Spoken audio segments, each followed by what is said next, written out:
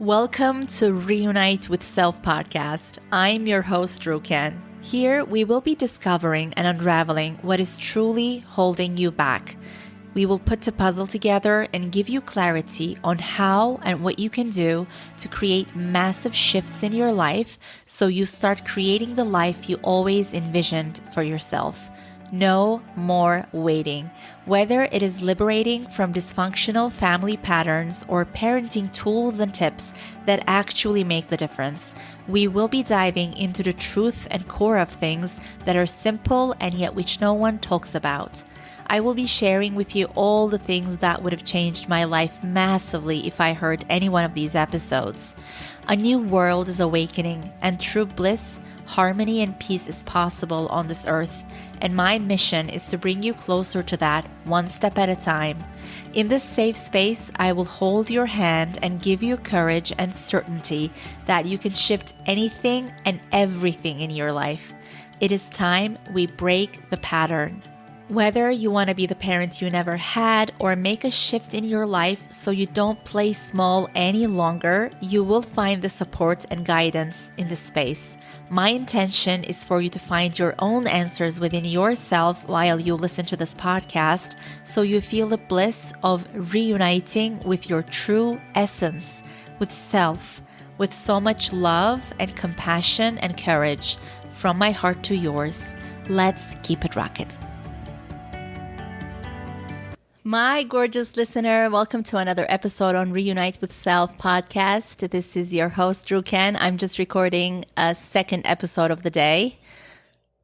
Don't get me wrong. This is the first English episode, but I just recorded a Turkish one as well. I had to do it like this week, back to back. I'm so grateful that you are here. I actually recorded the same exact episode topic subject on the Turkish one. I usually don't do that. Like, it doesn't happen that way, but I wanted to do it this way today with fresh, new experience in my life as well. And I just want to say, like, today's topic is how to stop narcissistic tendency affect your life, the 3-step formula. I wanted to talk about this today for 2 reasons. First of all, my gorgeous listener, Laura, that I've been doing the podcasts for, the episodes for, with her questions, she sent me gorgeous messages. I'm so proud of you, Laura. I don't know any other word instead of proud, but I'm so inspired by you. I will read her message, a part of her message for me, and I was really inspired by what she said, and I wanted to create a formula with that. And the second reason is that I just had a fresh experience again about these things, and it's whenever I have experiences like this, of course now, like, coming out of that is like so much quicker for me. I'm so grateful to have created that clarity. And if I come across any narcissistic tendency, especially around my family stuff, it's easier for me. It's faster for me. No, it's not, I can't say it's easier. Yeah, of course, because I get out of it so much faster. I can't even compare. But also, I think the challenge now is it's not how can I say this? Let me put this in the right words. The challenge comes in those moments from seeing the clarity so vividly, like having so much clarity now, having so much contrast with what's narcissistic and what's, let's say, compassionate, right? Because we seek compassion in our relationships, especially in family. We need to have, like, it's a must in a family to have compassion, to show so much compassion when you break someone's heart, when you hurt someone. So, and that's what we don't get when we have narcissistic tendency. But now the clarity is so, like, it's so clear for me now. I just get, like, disappointed or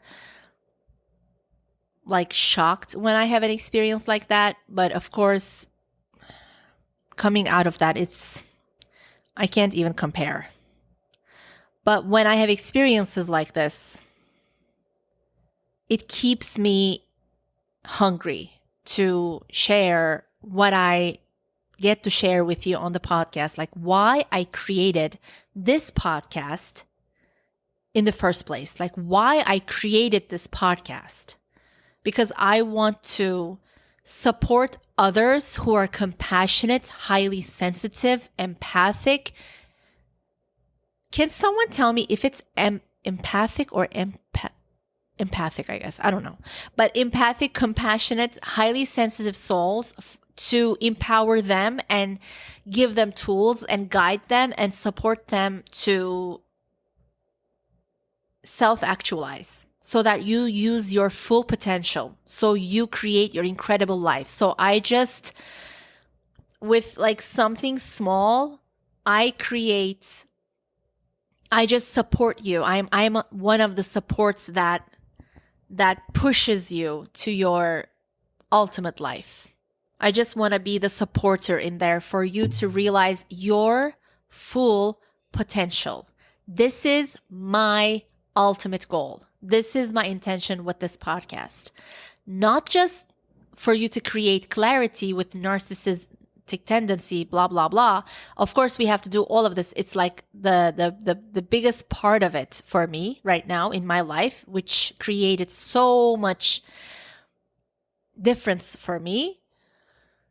And it's the main thing that I talk about now because it is the thing that led me to start creating my incredible life, what was truly missing in my life, that truth, that clarity. But my main goal in why I talk about narcissistic tendency in family is because I want you to self-actualize. I want you to use your full potential. I want to see you in your fullest, brightest light. So you self-actualize and you expand every single day. You can push yourself every single day. You inspire me every single day.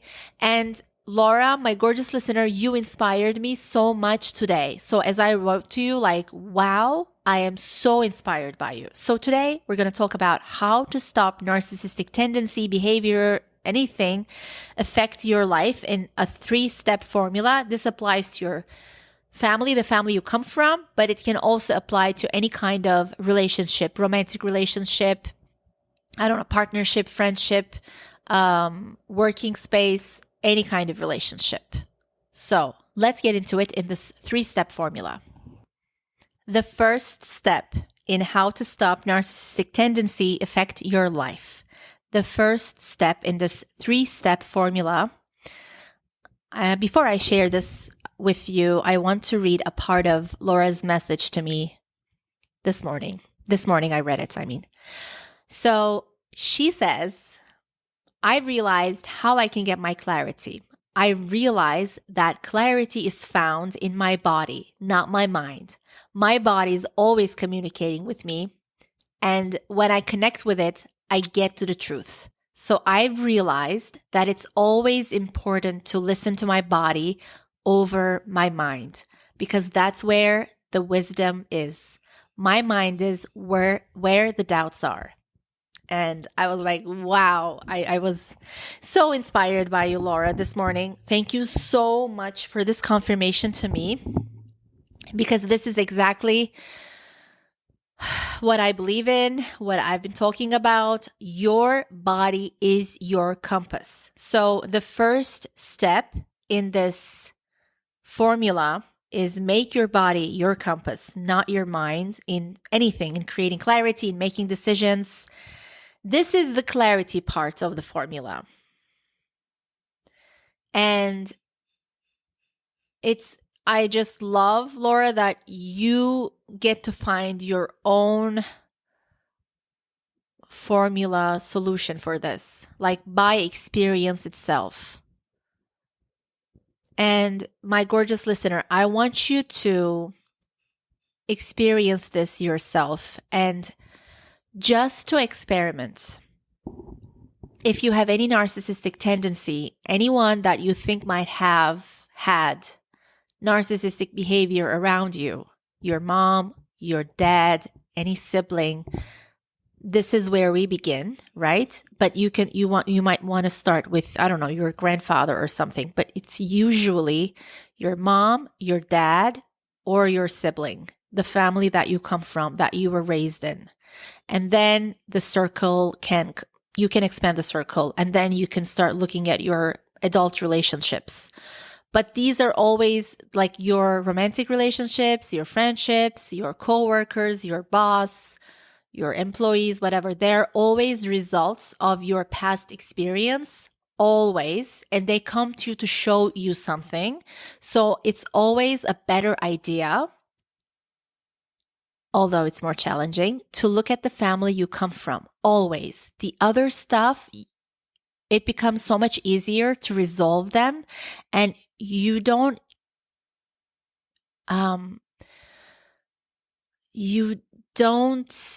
get that much, what's the word for this?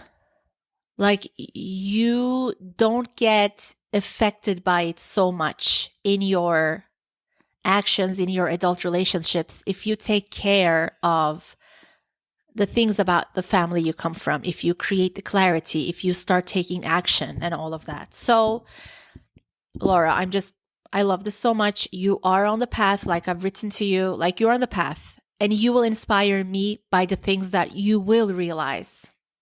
So I'm so happy. It doesn't mean it's going to get any easier right away, but we can do hard things. And hard things lead to an easier, easeful life. And your incredible life, for sure. So, just to experiment, but my gorgeous listener, if you think anyone in your family, the family you come from, has any, or you can experiment this with anyone else, by the way, anyone. If you think they have any narcissistic tendency, when you are around them, especially when you're around them, but it can even be like when they ring the phone and when you are talking on the phone with them, but it's especially when you are around them physically in the same room, how do you feel in your body? Just as I'm saying this to you, I feel so centered because this is the truth. Come back to your body. If they have narcissistic tendency, it's usually not easy. I was talking about this morning. You can like touch your arm, touch your body, touch your leg to come back to your body, just to realize that, I'm here. This is my body. Because usually, as a protective mechanism, we tend to disassociate from our body around narcissistic family members, especially not family members, but also it can be like any friend or anyone too. You will realize the pattern. But usually what I see is that we disassociate from our body as a coping mechanism as a child. That was the only way that you could cope with what was happening, what they were doing, what they were saying, what you were exposed to. And these don't need to be extreme things, by the way. Like I always say, just the subtle things are enough. The subtle things. They work great on a child. So when you're around this person, just to experiment, you can come back to your body and just see how you feel in your body. This is such a powerful way to realize if there is any narcissistic tendency or not, because if you feel any kind of like tension, I was going to say, like, what I realize is that usually around these people with people with narcissistic tendency, if you just become aware of it, it's usually when you are like on your journey to create your incredible life, it's going to start to change, by the way. It's going to start to change immensely. But, when you are in the process of creating the clarity yet, like, you're still exposed to it a lot, even if you're not exposed to it a lot, you have like resentment towards them because your life is still being influenced by the stuff that they have done in the past, and you are not like taking those actions yet to change. So you're still like very vulnerable. Usually what happens is, like, I've realized this. I don't think I've heard it anywhere. I think maybe once I've heard it, but your energy, like where you are in the body, is usually so much up in the head. Like you are not like in your body on earth, like you are not in the body, but you're usually, the energy is so much like you are a lot in the brain, and it's usually on the upper part of the head, like where your eyes are, you know, that part, upper head, and outside of the body as well. Like you had to disassociate so much to cope with it, to protect yourself, like mainly. And then like just to experiment, you can see like if you come back to the body, how do you feel around them? Or you just see that you're not even like in the body when you're around them because it doesn't feel right. It doesn't feel good. It doesn't feel safe. You need to think a lot. You need to find like ways to talk to them or just protect yourself, or you are just on the edge, scared like what's going to come, or you're trying to create a bond. Like it's like a trying thing, and you're also on the edge of what's going to come. And for it not to come, maybe you're choosing the topics. Like, this is the vibe. This is not a vibe. Like, this is not something that you want to have with people that you surround yourself with.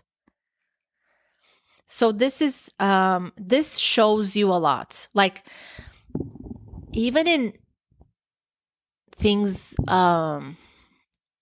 I've talked about this before in the earlier episodes, but just when someone says like, we're having dinner, we're having this meal together, we're getting together in this house, like, so you're invited.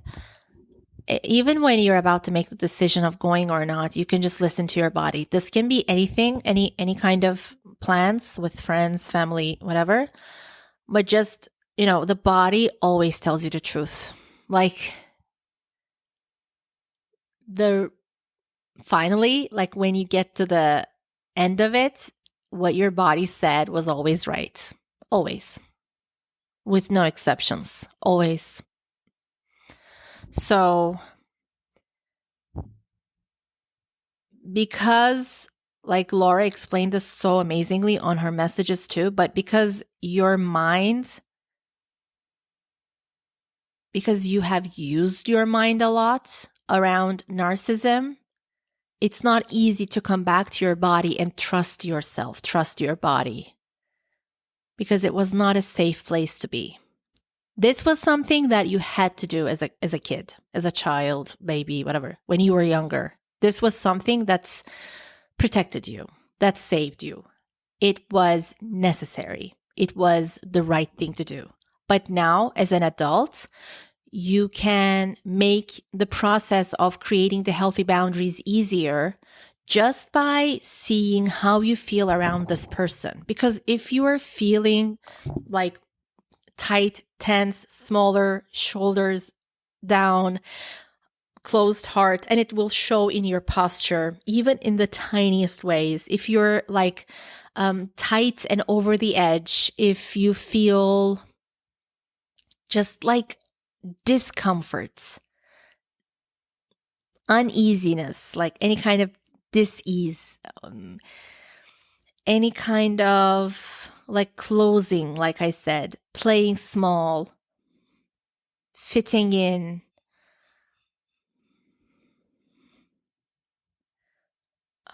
numbness, too much in the head, you are actually not how you were supposed to be around family members. Because family is where we get to, if we have the healthy family, the truly healthy family, which is very rare, very, very rare. In a healthy family, what family is about is like, one of the things is that one of the signs that you're in a healthy family, that you get to just lay on the couch. Your nervous system is regulated. You feel safe. You feel open. You feel safe. You feel open.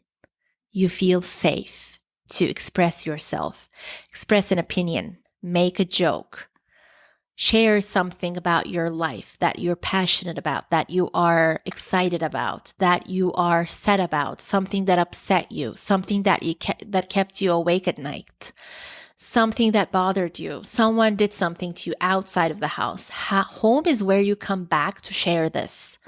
Be seen, be heard, be witnessed. This is what family is for. Family is where you come back to so you can share your experience and be seen in your vulnerability. And you feel totally safe. You're not criticized. You're not shamed. You're not judged.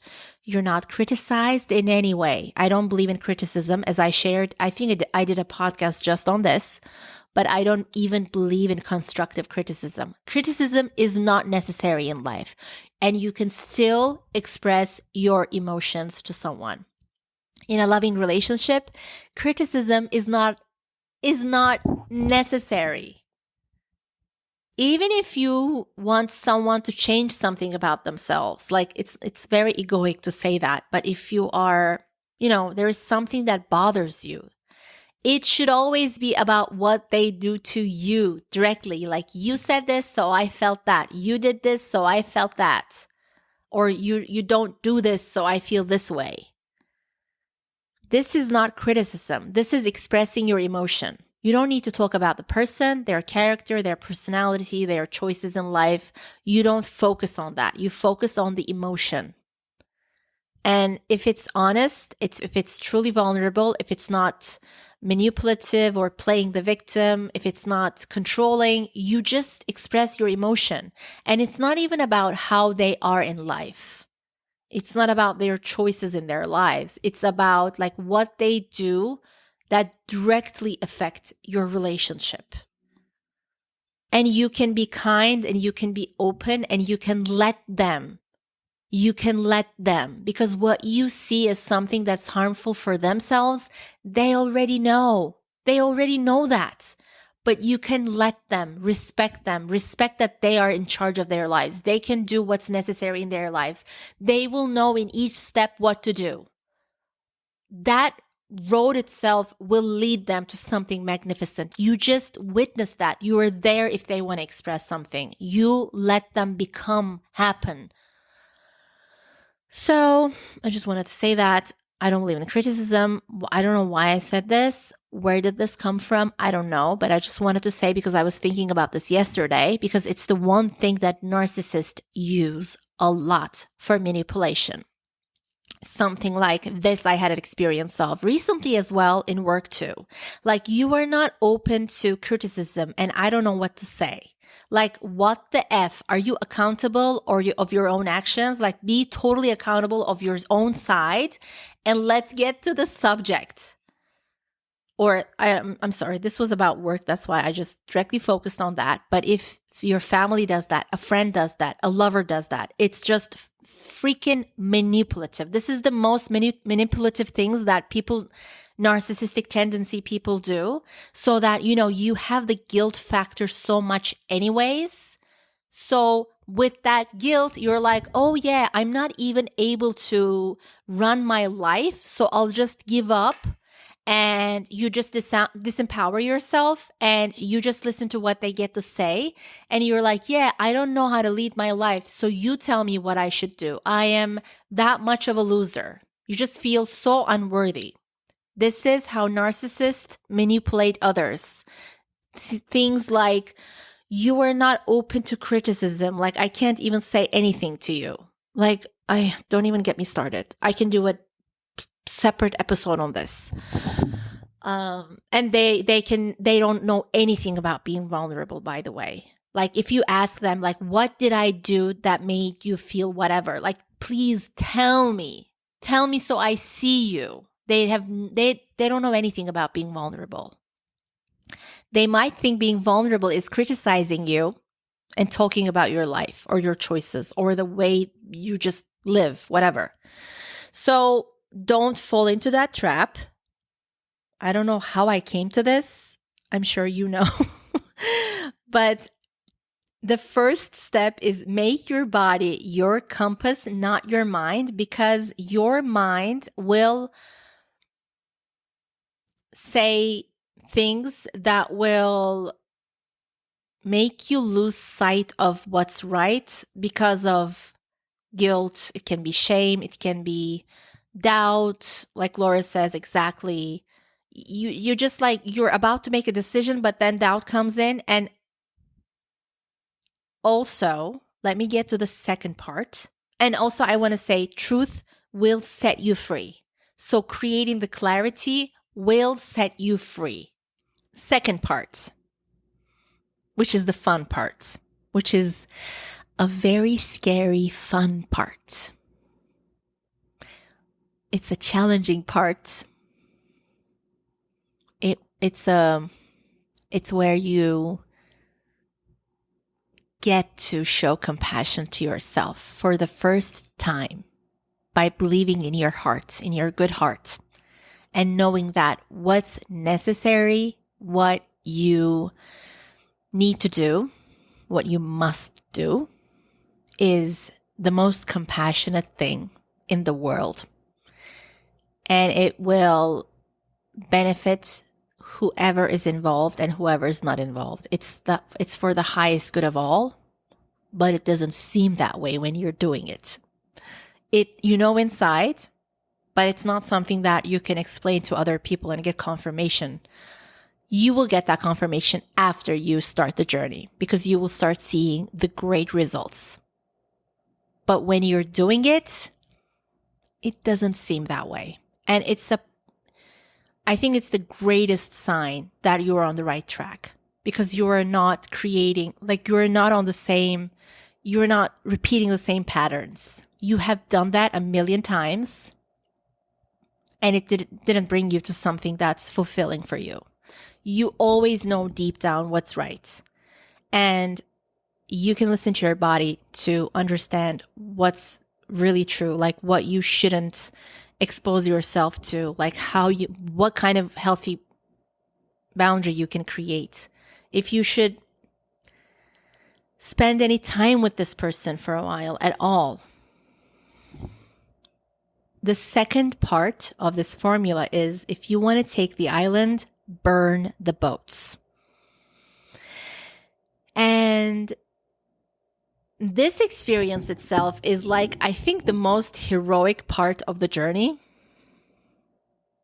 because it's very individual. It's something that you do on an individual level. And it might look like, you have a loving partner that holds your hand. Usually that's not the case when you're going through it, but it can be that way too. And you just gotta do it. Like, it's something that you shouldn't even get confirmation from other people, just to stay very clear, because you self-sabotage when you're trying to get you can express how you feel to people that you feel safe around. But just like, the moment that I talk about where you draw the line in the sand, it's like your life is never going to be the same again. You create that clarity and you're never going back. You're like, I am not tolerating this for one single moment. I'm not going to tolerate this one more moment, because I'm going to, I know what it cost me until now, what it truly costed me. And this person will just continue doing that and will just be fine with me giving up my life. And actually, that's where they even feel more comfortable with, or they might even enjoy, whatever. They're fine with me not living up to my potential. And what's the word? Like me suffering. They are fine with me suffering. So I'm not going to let this happen one more moment. You don't have the tolerance anymore. And this is so interesting. Like I said it in the Turkish podcast too. I don't really like to talk about the result at the end, like what happens to that dynamic, because I don't want you to take any action thinking, and this might not apply to your situation, by the way, like you might think, I never want to have any relationship with this person, or I always want to have a surface level relationship with this person, or I want to like see them, maybe once a year, like for 2 hours, that's it, just to, just as a job, like just to get it done. Whatever the case is, or you might be hoping, I wish that we had a deeper bond, or a true connection, a true son and father connection, or daughter and father, or daughter and mother, and daughter and son and mother relationship. I wish we had that. Of course, that's your hope. Like that's your wish. You would never want things to be this way, but everything happens for a reason. You chose that family for a reason, and you showing up for your life and showing the universe by burning the boats. I'm choosing the truth now. I'm choosing true love now. Like I'm not going back to that. I know that's not love anymore. I am certain that accommodating narcissism is not love. It was never love.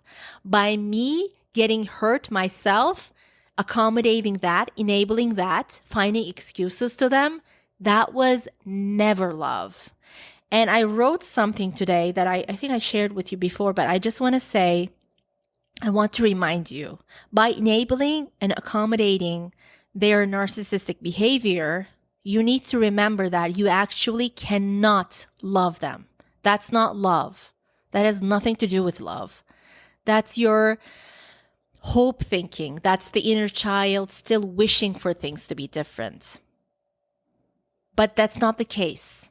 That's not love. If you are hurting on one side, if you're being disempowered, playing small, not living up to your potential, giving up on your life, giving up on your potentiality, giving up on your life, it can never be love. Just servicing that, like giving service to that dark energy, cannot be love. Just think of it as this dark energy, this dynamic. It's not even about the person. Narcissistic dynamic, like that dark energy, giving service to that dark energy can never be for the benefit of anyone. Never for the highest benefit of anyone involved. Never. It just benefits that dark energy. That's it. That just serves that dark energy to expand and exist in an even deeper, on a deeper, more powerful level, so that more people are just disempowered, more compassionate souls are just disempowered, hoping that things will be different. And then you just leave this earth. That's it. So the second part is the courage part. So the first part is the clarity part, and the second part of the formula is the courage part, where you say, I want to take this island. I want to do this thing. I want to succeed in this thing. I want to have this thing. I want to be this thing. And I am burning the boats because I am not giving up on this. I am not negotiating on this. I am not, my one foot is not on the safe side. Like I am going all in because I believe the truth. I know this will set me free. I know this is the only way to true love.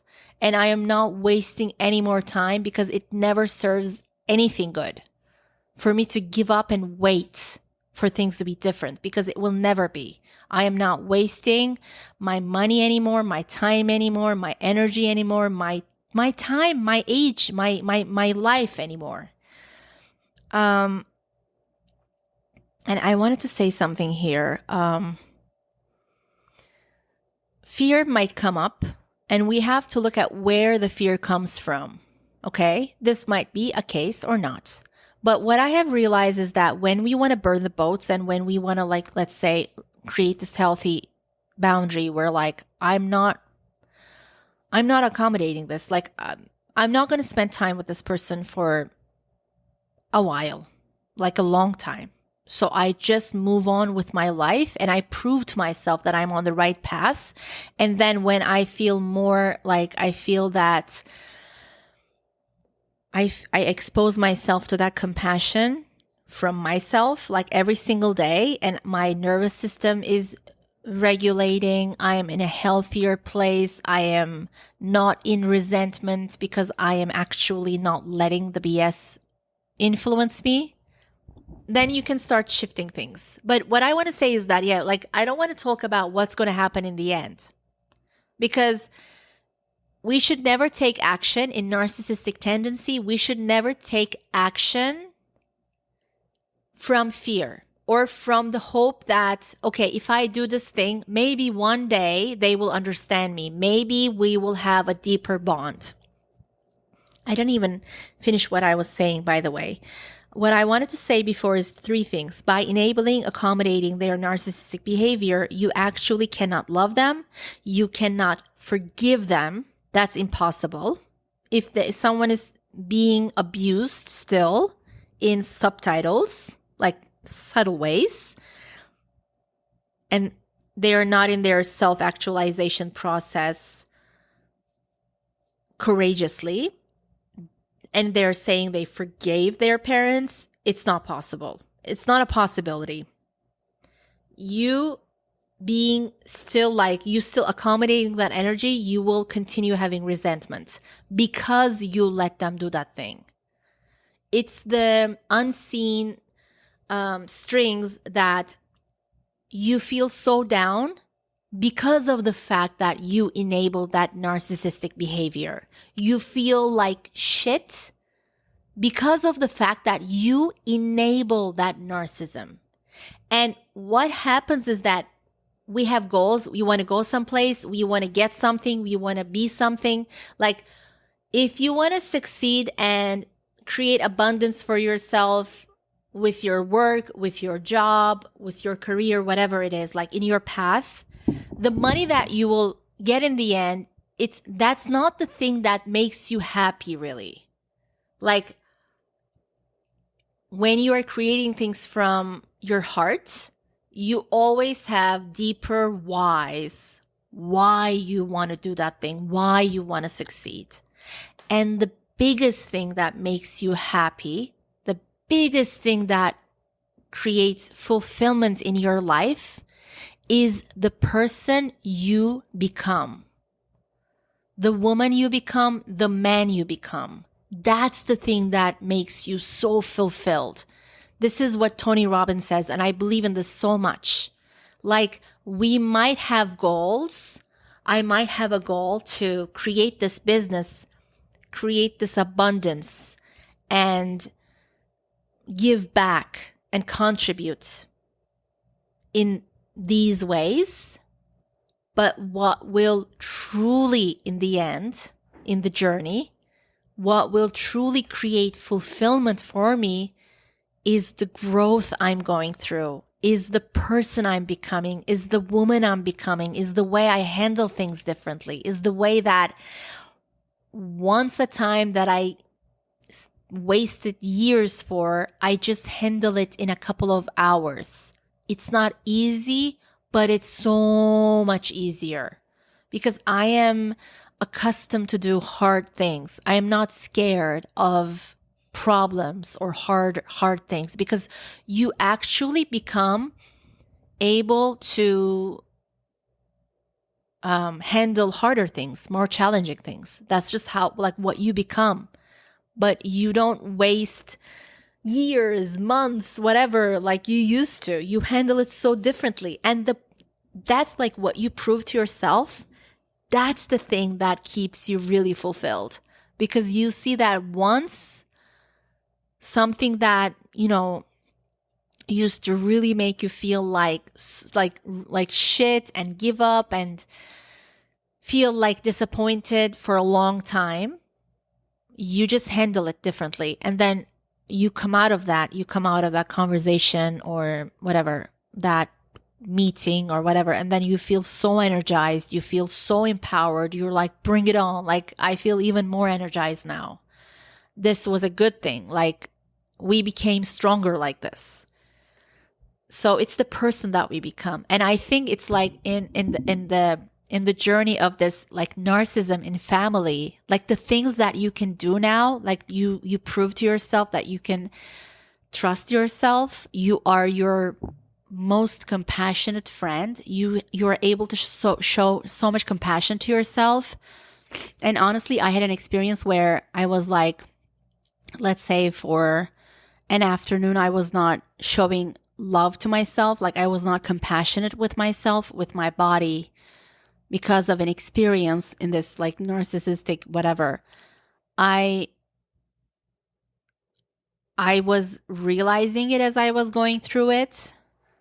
So I did not like let the ropes out of my hands. I was aware of it.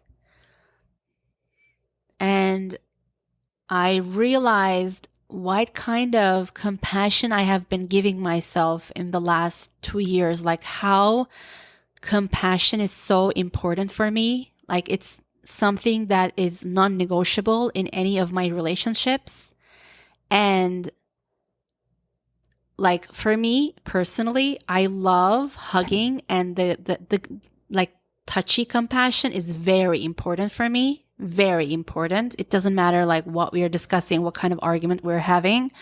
But when I hug someone, like when I am hugged, embraced by someone, my nervous system is like regulated. And if the person is open to repair, it's a different game, of course. You just become closer from that.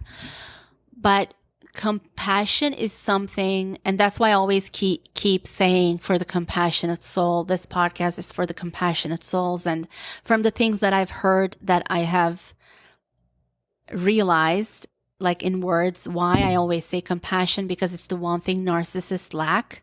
They might show love to you in some ways, but they cannot show you compassion when they break your heart, like when they do something that hurts you. You tell them, you express it to them, and they're not able to embrace you and show you compassion and understand that, you know, taking accountability of their own actions and the urgency for repair. They lack this. They're not compassionate without making you feel like you're sick or something, like you have something missing. Like without that, just like this makes you human. Like it's so understandable that you felt this way. I am so sorry. Of course you felt this way. Like they are not like this. So compassion is something that I am like, it's a non-negotiable for me in especially my close relationships. It's very important for me. And I have realized that how much I have healed myself only through compassion, like only showing compassion to myself, through the challenges I was going through the decisions I was making, and the guilt I was feeling, like burning the boats, and through the process, it became only moments. The guilt was only in moments, but I was not pushing the guilt away or following the guilt and, you know, behaving out of guilt. I was just acknowledging the guilt and like putting my hand on my heart and just remembering the goodness of my heart. And if I am making a decision, it's for the benefit of all. It's not the easy thing, but it's the right thing. So, going through a challenging experience, I have realized how, and I can do an episode on this, like compassion is life. Compassion is what relationships are about. Compassion itself is the most healing thing. And for me, compassion is like emotional and also physical. It has to be like, if someone is anxious, just put your hand on their arm, on their leg, like just put your hand on them. I like to put my hand on their shoulder, like on their backs. It's just something that I do naturally. Like, I don't know. I think I have this thing in my hands. So I always put my hand on the back of the person. I just love this so much. Like if it's a child, if it's a kid, if it's someone, like if it's an adult, like I just love putting my hand on their back. It's just, I know that I activate something within them. And compassion, it's like we are here to show compassion to each other. And especially in our closest relationships, that's what life is. That's why we love dogs or pets. That's why we love animals. Because we can easily touch them and show the compassion and feel it back. So I just wanted to express this, like to talk about this, because in this journey of this 3-step formula, compassion will be the thing that you will heal yourself with, and it will keep you on the track, and it will help you come back to your center and stay there, and it will be like a great resource for you. And that's what life's about, I think. So this is the courage part where, and I wanted to say, like, fear might come, fear of, okay, you're not going to see this person for this long. You're not even saying this long. Like, I'm not going to spend time with this person. I'm not going to talk to this person. I'm just going to go in my journey and do what's right. And in those moments, I've realized when you're about to take action to create healthy boundaries, like when you're making that decision, a very natural thing that shows you that you're human, guilt might come up or fear might come up that, what happens if I lose this person or something? This is a very natural thing, and it comes from your childhood, I believe. How, where we were trying to cope with what was happening as we were a kid, and our need for belonging and not losing, let's say, that parent was so important for us because it was like a life or death experience, like life or death matter for survival. And it was a coping mechanism, and we could not afford to lose the person. So what if they leave? What if they go? What if something happens to them? What if they leave me on the street? Like, what if I don't belong? This was something that kept you safe. And I believe this fear, this specific fear, comes as you're about to make a decision to create a healthy boundary of maybe not spending time with them or not exposing yourself to them for a good amount of time. This fear might come up because of the fact that your hearts are so far apart, that you are not even in a deep bond relationship. So what you're trying to save doesn't even exist. So I just want you to realize this. If you have a deep bond with someone, your mind doesn't go to that fear easily. What usually happens is that if you have that fear, you might not, by the way, but just saying this, if you have those fears, because I've realized that a lot of people around me had that belief that kept them always in the same loop or keeps them. So they don't create that healthy boundary and say, this is like narcissistic. Like, I'm not going to expose myself to this for a while. So I get my life. Like, I start my life. I start my journey. So your hearts are usually already apart. You're not in that deep connection, that safety, that security, that, you're not already being seen and heard by them. That's why you feel that fear, because it comes from a past fear. So it's not even your adult self, but it's the inner child in you. And you can show absolute compassion to that child and just recognize that it only makes you human, and maybe not even like narcissistic because of that. But that's not where truth lies. That's only fear, and fear is a lie, as you know. And so you just keep going, although you are scared. You can never make decisions out of guilt and create your incredible life. You have to make decisions from truth, from your heart, from love, from a place of absolute self-compassion, like absolute. And the third part is, this again relates to actions and healthy boundaries, is raise your standards and stop with the excuses for them. Like, stop creating excuses for them. Stop picking up excuses for them and their behavior and, how they made you feel, and stop minimizing your emotions. And you can make your emotions your compass here too. Your emotions always tell you something. Always.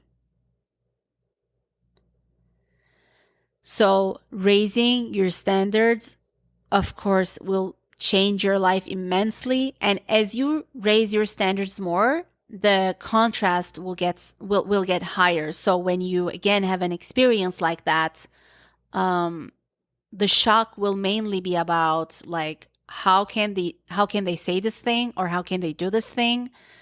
Because I know now this is so out of alignment with love. Like, this is so not love. This is so not the truth, what they're saying about me. This is so far from the truth. So that contrast is very high. You don't get into self-doubt or that confusion. You might, but it might only be, it's a shorter time. And I think the more we expose ourselves to self-compassion and to beautiful things, the contrast is higher. So the amount of time that you spend on it in those challenging emotions is always shorter. So it can be a matter of maybe hours, but only hours, or maybe minutes. But you don't stay there for days. It just gets shorter because you have a different potentiality now. Like, you have a different reality as well. You know that it's possible because you experience it. It's not just an idea. You create that for yourself. You prove that to yourself. So you have the trust to yourself, to your body, although when things get rough, when it's challenging. And your body will always prove you right. Your body will always tell you the truth.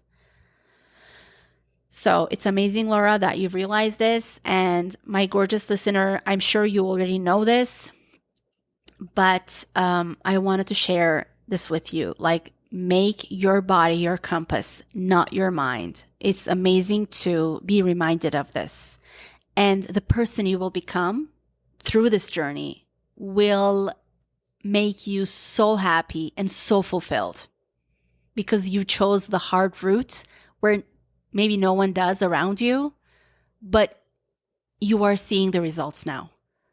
You're feeling completely differently about your life, in your life. Your emotions, the meanings you have in your life are so different. Your experience is so different. And you make yourself your hero. And you are your own most compassionate friend. You trust yourself, even though when things might happen, it gets challenging, but you come back to your center much faster. And by all of this, by doing all of this, your hunger will get activated. So you will have the hunger activated, so you will go after your life. You will go after what you are hungry about in life. You will activate that energy within you. Like, once unleashed, life will never be the same again, and the things you can create are infinite. There is no ceiling to it. There is no roof to it. I love you. I'll see you next week, and you can always DM me if you have any questions. See you next week.